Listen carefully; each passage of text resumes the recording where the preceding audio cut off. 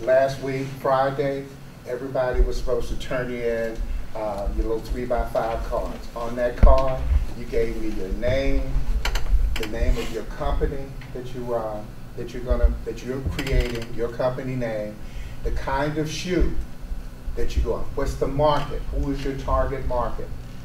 That's what you're putting on the card, the three things. Your name, the name of your company, and then your target market. What kind of shoe? Are you doing baby shoes? Are you doing shoes for handicapped people? Are you doing high fashion shoes for men, women, whatever the case may be? But you created that, okay? What I want to do today is I just want to share a little bit of information for you that I hope will help you create the logo. Because once you decide on who you're going to market to, the next thing, and you got a name, remember the name needs to be appropriate to the people that you're trying to reach. You know, if you're doing baby shoes, then you don't want to have a name that speaks to heavy-duty boots that sounds like that. Or if you're doing something that's very masculine, you don't want to have a very feminine name, okay? So the name ought to be suggestive of whoever it is you're speaking to, the target audience, okay? Couple of quick points I wanted to share with you in terms of this. So it's obvious then. What I'd like to do, would you get the device for me? Okay. You're designing and marketing a brand of shoes. Create your own shoe design and logo. Okay. The things that you're planning that we're going to try to teach and hopefully you're going to learn these digital design tools and concepts. That's text and font, because right now you're doing a drawing. Every good design starts with a pencil drawing. And that's where you are right now.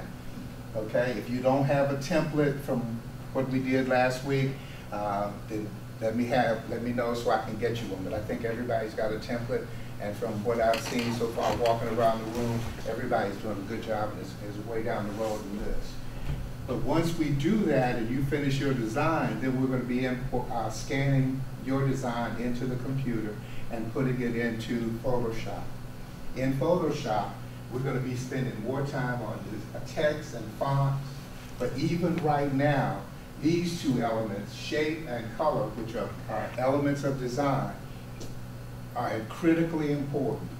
How you shape it. Remember we talked about like the FedEx logo. Specific font that always shows up the same way every time, right down to it's called PMS colors. That purple is a specific kind of purple. The orange is specific. It always shows up, whether it's on a truck, on the side of their coats, whatever it might be, on the side of the plane. It always looks the same. We're going to talk about something called visual hierarchy and then contrast. And when we get into Photoshop, we're going to also learn about this thing called pen tool. Okay, some background information on where we are and what we're trying to accomplish. We talked about this. You own a manufacturing company that specializes in shoes and other related products. That's the premise that we're working on. And then you must decide again who your target market is. Old people, young people, sports people. If you're thinking about sports is too broad to say I just do sports shoes. I want you to narrow it down and I do football shoes. I do running shoes. And maybe even running shoes for women, or whatever the case may be. You're going to come up with an appropriate name for your company. Again, that's what I was talking about a minute ago. If you're going to baby shoes, then you want to have a name that fits baby shoes. If you're going for high fashion women, there's a name that fits that. And then you're designing a logo that represents your company's brand. Again, thinking off on the idea of some of the things, and I'm going to give you some tips on logo in just a minute. Design a shoe that your company will produce. That's the part that you're drawing right now. Okay? I know this may be small and you can't see it, but these are the elements of design, and we'll talk about them a lot throughout this class. But the ones that are particularly interested us today or in doing this project is line. It can be considered in two ways, as linear marks made with a pen or brush, or the edge created when two shapes meet, create a line. Shapes We saw shapes being positive and or negative. Remember in the demonstration last week, I showed you the African company, and they have a shape design that when you looked at it in the middle, the negative space, the white, looked like the shape of the continent of Africa. But when you looked at it further, the positive, the colors on the two sides, look like a child on the left side looking up and an adult on the right side. Okay? Those direction, horizontal, vertical, and oblique. Horizontal suggests calmness, stability, tranquility. Vertical lines gives a sense of balance, formality, and alertness. And then if you do oblique, it suggests movement and or action. Okay, texture, we talked about that, that you can add texture. Maybe your shoes will be suede, or maybe your shoes are going to be leather. They're going to have diamonds on it. Some of you have already designed in flowers on your shoes. But those things create texture.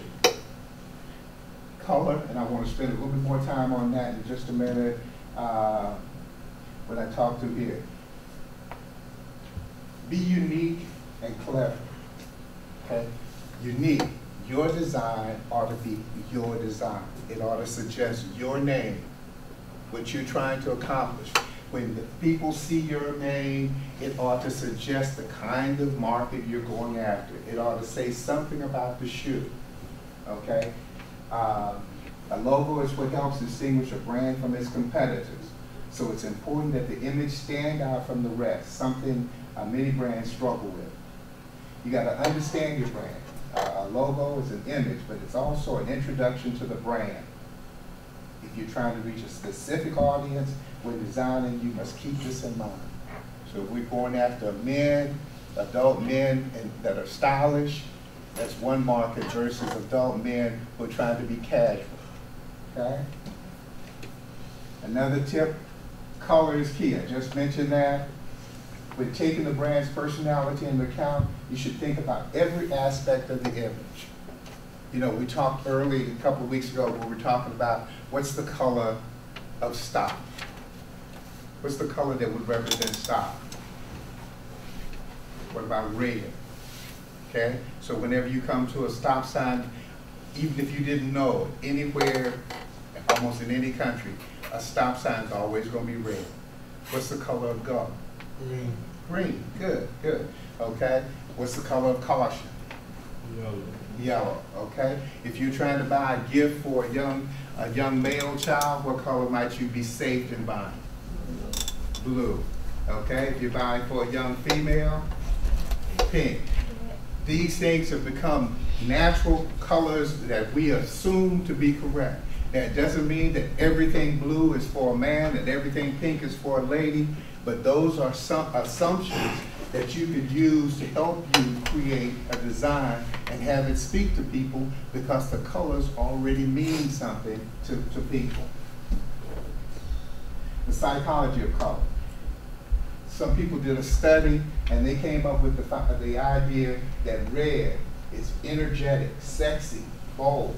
So think about that if you're going to use red, or you're trying to do something in your high heel shoes for the women. If you want them sexy or energetic, then you might think about using some form of red. Orange represent creativity, friendly, youthful.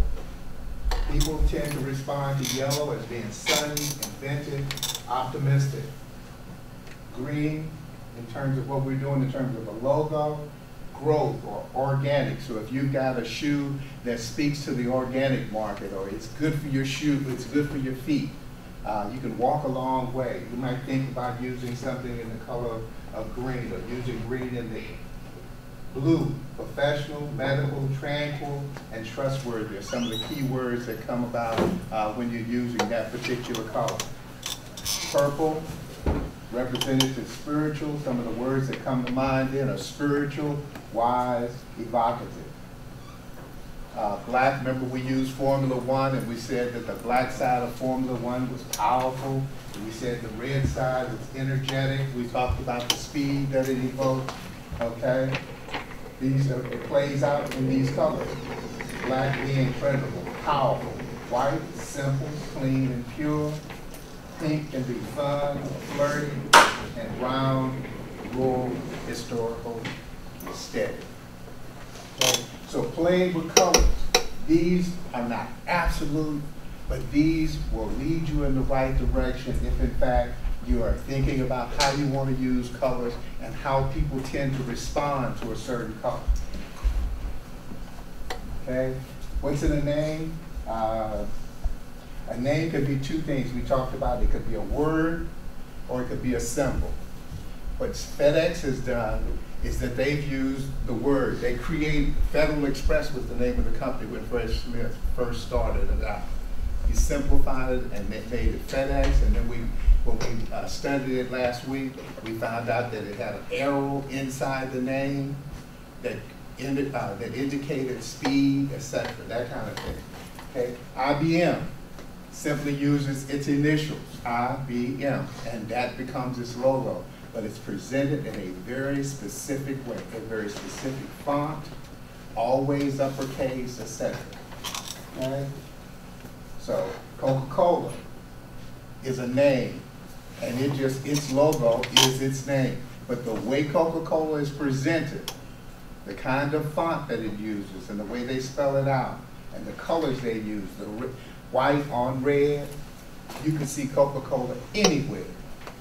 And even if you didn't use the color, Coca-Cola, the way they present the name, it shows up and it's always going to be recognized. Okay? Last tip, keep it simple, easy, and flexible. It's important to have a balanced combination of simple and quirky. Make it a little bit different. Somebody, not in this class, but in another class, was speaking about or taking on that thing, a thought process that they were going to use baby shoes. And they were talking about a name like Happy Feet, but they were spelling happy, and they did happy curved in like a smile, and then instead in the word feet, instead of using two E's in the middle, they had two little baby feet. And the minds, if you do happy, an F and an E on the ends, 2 feet, you'll let your customers' minds, the client's mind, turn those baby feet into E's. Okay, they won't turn into E's specifically, but they'll read them and they'll understand what you're trying to communicate. Okay, but it's a logo. You're trying to make it a little bit quirky. That was the word they used here. So you want to make it yours. So you got to do some things to make it really, really unique. Okay, would you turn the lights on for me, please? So you've already gotten your stuff out, you've got your logo, everybody's got it. If you did not turn in your card on Friday, I need you to turn that card in, the 3x5 card. Okay, that's your company and the kind of market, the target market you're going after. Okay, it could be whatever the, if I'm going after football and I'm making football cleats, then I'm after that. That's the kind of market I'm going after. If I'm doing high fashion, I may be doing men's high fashion or women's high fashion. All right? But, I'm sorry, Mr. Pratt. Okay? So whatever kind of shoe you're going after. So if I'm only asking for a couple of things, about 3 things on that card. Your name, be sure you put your name, the name of your company, and then the market you're going after. Everybody understand? Okay, go ahead and give me that. The rest of you, go ahead and get started on, or continue working on your shoe design, and we'll go from there. Okay? All right, and I can start now. I can just help you with your